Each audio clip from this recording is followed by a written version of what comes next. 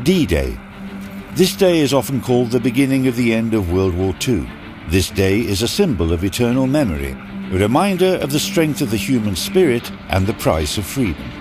This day is a source of inspiration and pride for the deeds of those who gave their lives for the future. At 5:19 a.m. on June 6, 1944, Allied troops landed on the Normandy coast. Forces from the United States, Great Britain, Canada, and other Allied countries. The landing, which involved more than 150,000 people, was organized in 5 directions along an 80-kilometer stretch of Normandy's coast and became the largest landing operation in military history. Thus, the Second Western Front was opened against Germany and the long-awaited liberation of France began. Of course, we at World of Warships could not ignore such an important historical milestone. D-Day will be a highlight of updates 13.4 and 13.5. We've prepared interconnected operations inspired by the historical events of the landing of Allied forces in Normandy. This event consists of 3 operations, with each running for 2 weeks. Let's take a closer look at the first one, which will take place in the last 2 weeks of update 13.4. You'll be in command of a small strike force operating in the Utah sector.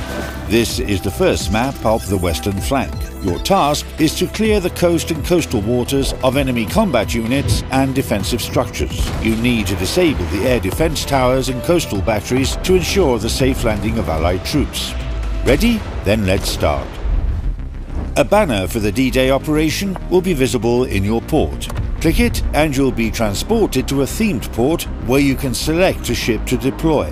You can go into battle only at the helms of certain ships of certain nations. Tier 5 to 7 battleships, cruisers and destroyers. Those that could have supported the Normandy landings during that historical period.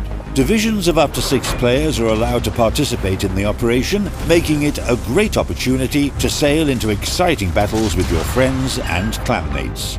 Your primary goal is to take down the enemy air defense towers, but you'll be engaged by enemy boats. These small but fast and maneuverable ships use torpedoes. They must be destroyed, but during the battle you should inspect new ones to arrive as reinforcements for the defenders. Then you'll encounter a belt of minefields, which you must pass through with skillful maneuvers and destroy with depth charges. Your destroyers and light cruisers are most effective at clearing mines. Once you've dealt with those obstacles, you're in for more. The enemy's coastal guns will boom into action. Moreover, and this is a specific feature of this operation, they cannot be initially spotted from the water. They can fire at you, Captain, but you won't be able to return fire on them. It's only after you destroy the air defense towers that Allied aircraft will swoop in and spot the guns, allowing you to destroy them. Everything is like in historical reality. In June 1944, aviation also spotted ground targets for large ships. This is your next goal. Destroy at least 3 coastal guns so the transport ships carrying Allied troops can move to the landing zone. At the same time, aircraft taking off from coastal airfields will try to sink you. Once you achieve the main goals, your group will complete the mission. However, it's important to remain close to the landing zone to provide further support for the transports and focus on completing additional objectives. You'll need to balance your time to clear the path of mines, destroy the remaining guns, and battle the enemy destroyers. This is the resistance you'll face, and the battle will likely prove to be very dynamic and intense. And one more very important addition.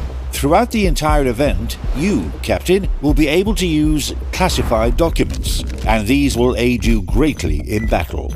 They represent a new game mechanic, and they provide very different benefits compared to modules, signals, or commander perks. Classified documents don't strengthen your ship, but they rather work against certain groups of enemies. Using them will grant you additional bonuses. The documents have 3 levels: confidential, secret, and top secret. Let's say you receive documents on coastal defenses. If their level is confidential, then this increases your armor penetration against coastal structures. If the level is secret, the risk of your ship being set on fire by coastal gunfire is reduced. And if the level is top secret, it improves the accuracy of your artillery against these structures.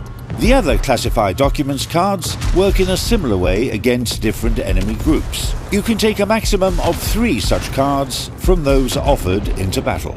Any classified documents you obtain will remain with you, Captain, for the duration of the event and will help you in the next 2 operations. From battle to battle, you'll complete additional missions of the operation and receive stars that will advance you along the reward track, which can bring you new classified documents as well as rewards. Rewards for the first operation include days of premium account, historical commander Robert Howhard, more signals containers and 2 patches, momentous day and symbol of the resistance. Do what you have to, Captain.